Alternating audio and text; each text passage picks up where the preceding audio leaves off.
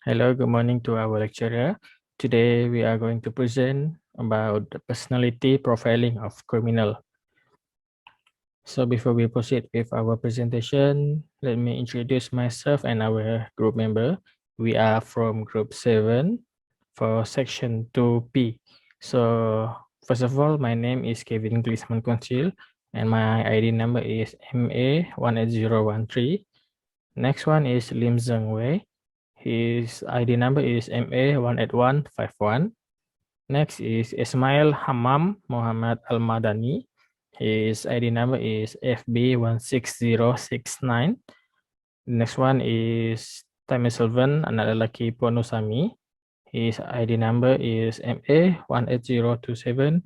And last member for our group is Ilan Tirayan, anak lelaki Ganeson. His ID number is MA18057. I will present about the introduction for our project. So what is a personality profiling of criminal? So personal profiling of criminal is a technique for identifying suspect, which they determine a person's mental, emotion, and personality characteristic based on action or item left at the crime scenes. Next is profiling, personality profiling of criminal.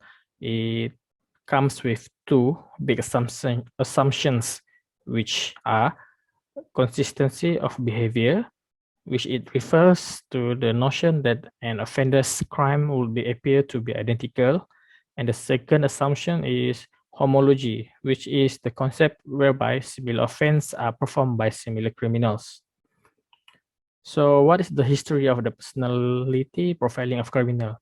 So this technique has been used since 1880s, which used by two physicians. There is George Phillips and Thomas Bond, where they used this technique in a serial killing case of the Jack the Ripper. There's the brief history of this technique has been used. So next, so what is the major issue in this technique? So first of all, the major issue of this technique is it is lack of scientific analysis or evidence that prove this technique is very accurate. So this is supported by a criminologist after years of research analyzing this technique, where the criminologists dispute the authenticity, accuracy, and utility of the offender profile. So in other words, this technique lead to inadequate and deceptive profiles of criminals, since they are based on the subjective views and judgment. So that's all from me. I will pass to the next presenter. Thank you. Hi everyone, my name is Tamil Selvan. I'm going to continue the presentation with analysis of the issue on personality profiling of criminals. Criminals can be classified in many categories such as hackers, terrorists, murderers, rapists, and so on. In our case study, we're going to analysis of the issue on rapist.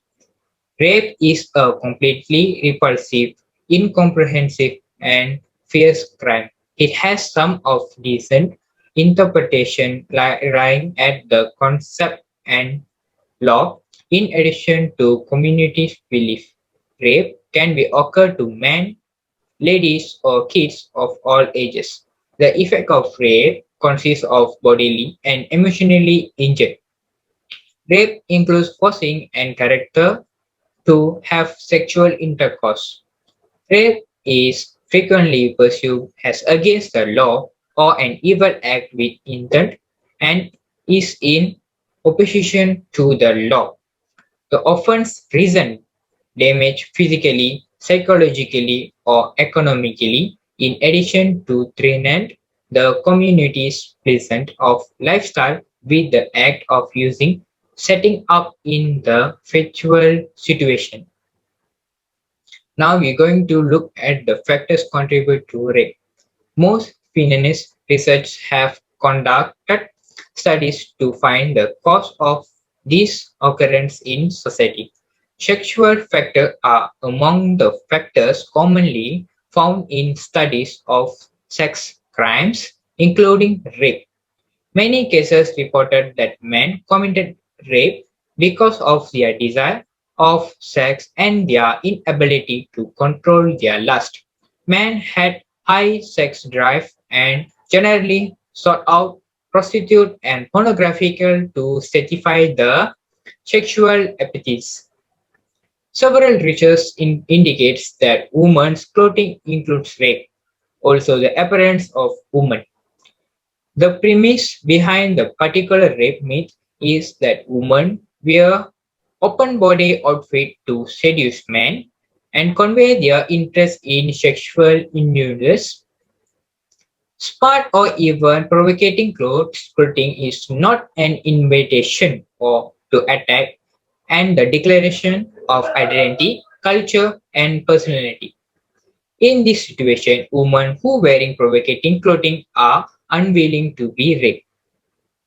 Other than that, 75% of the response in Sungai Udang prison, Malaysia, stated that sedative, sedative women were one of the factors that could incite rape. They state the woman will be sedative just by talking, showing their bodies, touching, and being gentle. This is a common way of a perpetrator to justify his act and to turn to the female body as the sexual object for the male sexual pleasure. Understanding the factor that lead man to rape is crucial to that relevant parties can take drastic measure to minimize the occurrence. A better understanding of why women have been raped could be help women avoid their victims. Thank you. I'm Alantharayan Ganesan, MA18057. I'm going to talk about analysis of the issue on murder. Murder and violent crimes are severe public fitness problems that erode wellness of a society and country. Murder is the unlawful killing of another human without justification or valid excuse. Most societies consider murder to be an extremely serious crime and thus that a person convicted of murder should receive hard punishments for the purposes of retribution, deterrence, rehabilitation, or incapacitation. In most countries, a person convicted of murder generally faces a long-term prison sentence, a life sentence, or even capital punishment. The state of mind may, depending upon the jurisdiction, distinguish murder from other forms of unlawful homicide, such as manslaughter. Manslaughter is killing committed in the absence of malice, brought about by reasonable provocation or diminished capacity. Involuntary manslaughter, where it is recognized, is a killing that lacks all but the most attenuated guilt, intent, recklessness. Next, factors contributing to a murder. Postpartum depression, also known as postnatal depression, is recognized in some countries as a mitigating factor in cases of infanticide. Unintentional. A defendant may argue that the took precautions not to kill, that the death could not have been anticipated or was unavoidable. In those jurisdictions, using the Uniform Penal Code, such as California, diminished capacity may be a defense. For example, Dan White used this defense to obtain a manslaughter conviction instead of murder. In the assassination of Mayor George Moscone and Supervisor Harvey Milk.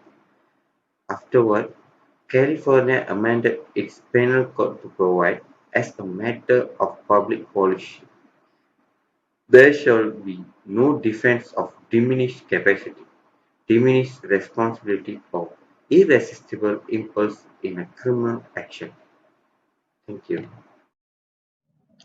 Hi everyone, my name is Lim Zhen Wei, and now I will continue with the presentation of the impacts towards individuals, society, and the field of study.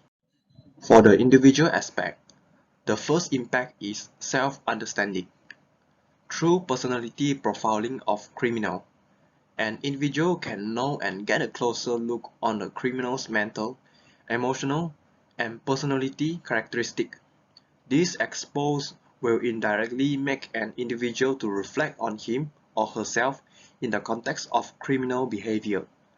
The individual will have a more comprehensive view on these criminal investigations and thus can clarify any one of themselves is a potential criminal or not.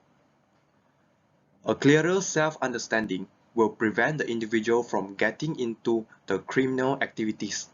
For example, an individual that from a single-parent family will have a higher probability tend to involve in the criminal activities. From state-by-state analysis by heritage scholars indicates that a 10% increase in the percentage of children living in single-parent homes leads typically to a 17% increase in juvenile crime. The rate of violent teenage crimes corresponds with the number of families abandoned by fathers. Through this statement, an individual from single-parent family can do more preventive actions and emotional regulate to prevent themselves involved in the crime. Protect ourselves against the criminal environment. When we know the information and details about the criminal's mental, emotional, and personality characteristics, this means we can choose our social circle wisely to prevent from joining those criminal people. This can let us to protect ourselves against the criminal environment, since we will not have any interconnection with those with potential criminal. For example, and police that know and understand the personality profiling of criminal will not to include themselves in the criminal social environment. For the aspect of society, the impact also include decreased crime rate and the average investigation time by the authorities. Offender profiling, also known as criminal profiling, is an investigative strategy used by law enforcement agencies to identify likely suspects and has been used by investigators to link cases that may have been committed by the same perpetrator. Multiple crimes may be linked to a specific offender, and the profile may be used to predict the identified offender's future action. Psychological profiling is described as a method of suspect identifications which seeks to identify a person's mental, emotional, and personality characteristics based on things done or left at the crime scenes. Profilers have been noted to be very reluctant to participate in studies of profiling's accuracy. With this action or method, the average investigation time done by the police for a case will decrease and make the judicial process faster. The accuracy and efficiency for the investigations of a crime case will also improve significantly with the application of the personality profiling of criminal. Thus, directly, the crime rate of society will decrease. With the application of personality profiling of criminal, the government or lawmaker will have more information about criminal. In order to decrease the criminal rate in a country, they can create the anti-crime policy and some legislative action with the help of this profiling system. For example, the information that gained from personality profiling of criminal can help police to focus on or target those states or areas with high crime rate. This prediction can help for the preparation of suitable policy in the government so that they can fight the crime more easily and more effectively. For the aspect of field of study, there are two impacts that can found in this field. The first one is increase the big data for the study of criminology. With the use of personal profiling of criminal, more criminals' mental, emotional, and personality characteristics can be explored and recorded. This can create a big and huge data for the study of criminology and psychology. The new data and observations can contribute to the development of the study and theory, which will update from time to time. Creative and innovative. A lot of creative and innovative creation can be invented with the help of big data according to the personality profiling of criminal. This includes the polygraph, which can detect lie from the criminal. The heartbeat, blood pressure, and the physical action are used in a polygraph to detect lie. Assalamu alaikum warahmatullahi wabarakatuh. My name is Ismail Hammam Al-Madani. First of all, I would like to thank my friend to explain and elaborate about this interesting topic, which is criminal personality profiling, which is really important for our community and our world. Here today, I would like to talk about the solutions and the conclusion. So let's start it. First of all, I would like to talk about solutions. Through our investigation and research that made, profilers score better than the other three groups, which is the detective and psychologists and students. In 6 offense cases and also homicide cases, the profiler get more information and more accurate about how the criminals think and how they behave, if they are serial killers or non-serial killers, by using the methods. In the homicide cases, profiler recall more details than non-profile groups of detective or psychologists or students by using their methods. One of the methods called recall details. It's profilers who recall the most details, not the detective or the score. That's called the base in these cases. The number of details recalled by each subject by the subject was the number of correct details. Lastly, here I came to the conclusion. The first use of criminal personality profiling was in federal Brunei investigation in 1971.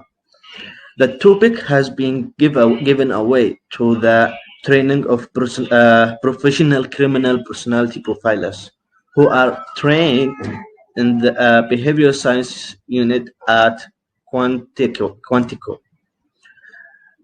The FBI, after they found out the profiler can get more accurate results and more details about the criminal minds of how they think, they start to continue to increase use of profiling has led to question about its validity and reliability. So the questions they made with the witnesses or the suspected, that more effective questions that can give them more accurate results. The number of the details recalled by each subject by the subject was the number of the correct details. That's all from me, and thanks a lot for watching our presentation. I hope you have a good day. Thanks.